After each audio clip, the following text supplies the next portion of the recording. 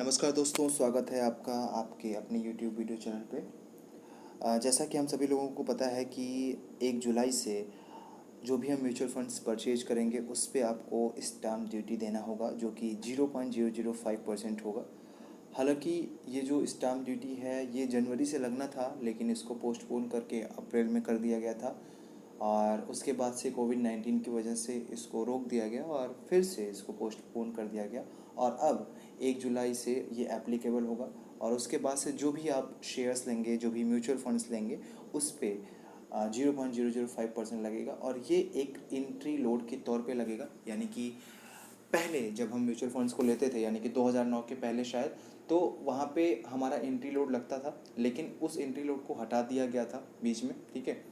और फिर गवर्नमेंट ने ये डिसाइड किया कि ये जो है एप्लीकेबल होना चाहिए, और अब से ये 1 जुलाई से आपको एंट्री लोड देना होगा, यानी कि जो भी म्यूचुअल फंड्स आप परचेज करेंगे उस पर आपको 0.005% देना होगा। यानी कि यहाँ पे हमने इस आर्टिकल को लिया है द इंडियन एक्सप्रेस से, तो हम देखते हैं, थोड़ा डीप में जानेंगे और आगे वीडियो के लास्ट में एग्जाम्पल के माध्यम से भी समझेंगे किस तरह से जो है आपका जो आप पे करोगे, किस तरह से जो है ये बचाया जा सकता है, और किस तरह से आपके यूनिट में ये कमी आएगी और किस तरह से ये आपको नुकसान होगा। तो हम चलिए शुरू करते हैं। Beginning July 1, all shares and mutual fund purchase will attract a stamp duty of 0.005%, and any transfer of security mutual funds will attract a stamp duty of 0.015%। यानी कि आपका जो आप परचेज करोगे उस पर तो आपको ये लगेगा।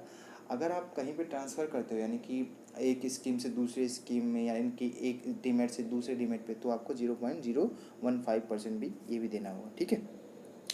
तो ये हमारा एप्लीकेबल होगा। थोड़ा सा हम और जानेंगे। Where all will it be applicable, तो the stamp duty will be applicable on all transactions including shares, debt instruments, commodities and all categories of mutual funds and scheme.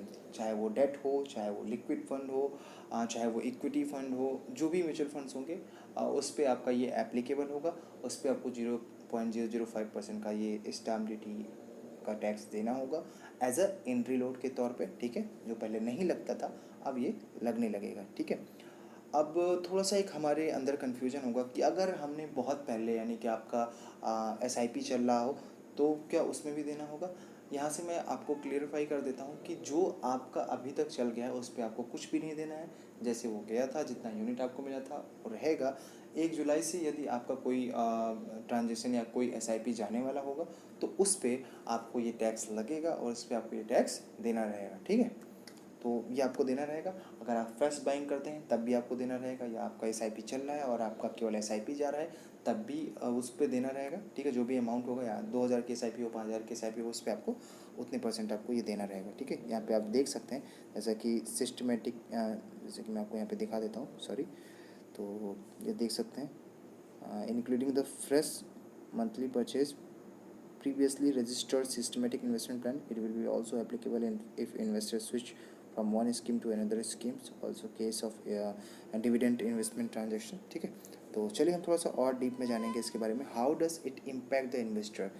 The impact of long term investment by retail investor is nominal, यानी कि यदि आप अपने investment को long term के horizon से रखते हैं तो आपको वहाँ पे कोई, मुझे नहीं लगता कि कोई प्रॉब्लम होगा, है ना। लेकिन यही आप लिक्विड फंड में रख रहे हैं या ओवरनाइट फंड में रख रहे हैं, ठीक है, जैसा कि लोग करते हैं, कुछ समय के लिए रख दिया, उनका फंड पड़ा हुआ है, अभी उसका कोई यूज़ नहीं है, ठीक है, तो उसको रख दिया है और वो पड़ा हुआ है, उस पर आपको रिटर्न भी मिल रहा है, ठीक है। तो वहाँ पे बार बार आप निकालोगे तो उस पर आपको टैक्स जो है स्टैम्प ड्यूटी के तौर पे देना होता था, ठीक है।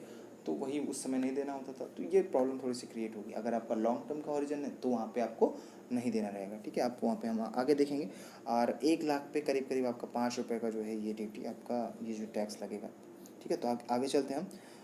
तो however the impact is higher for the investor with the short-term investment horizon, such as banks and corporates who invest in liquid and overnight schemes of mutual fund। जैसा कि मैंने पहले बताया कि यदि आप अपने म्यूचुअल फंड्स को लिक्विड फंड में, यानी कि थोड़े समय के लिए करते हैं, 1 हफ्ते के लिए, 15 दिन के लिए, 1 महीने के लिए, हालांकि आपका जैसे आपका अमाउंट कुछ पड़ा हुआ है, ठीक है।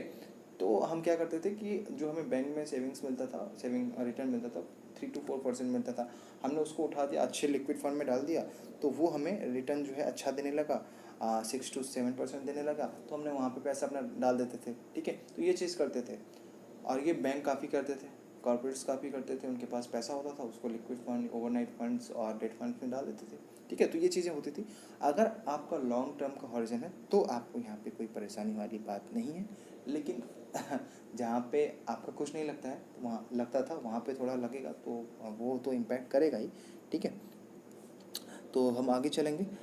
व्हाट्स एन इन्वेस्टर डू, तो मतलब आपको क्या करना चाहिए। ठीक है, अभी आपको मेरे ख्याल से जो आपको, अगर आपको लगता है कि मुझे लिक्विड फंड में इन्वेस्टमेंट करना है, ठीक है, तो आपको बहुत जोड़ के करना चाहिए किस फंड में हम इन्वेस्टमेंट करें कि आपका टैक्स वैक्स कटने के बाद एक अच्छा रिटर्न आपको मिले।